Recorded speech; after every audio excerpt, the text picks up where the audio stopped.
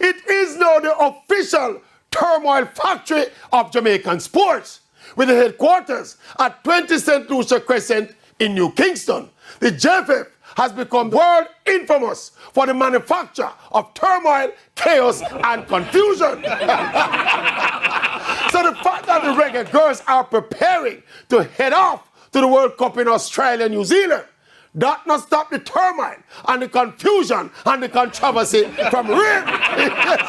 This latest saga ignited stories of a possible sacking of coach Lord Donaldson after the now infamous come off for the bus incident with JFF board member Elaine Walker-Brown.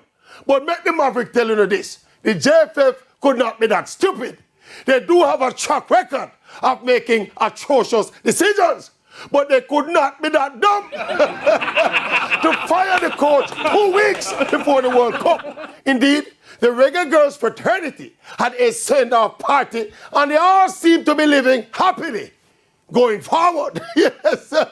So we hope that all is well that ends well. We see the minister dancing up a storm. Wow. We see the team member them a dance. What me still on Donaldson? Hold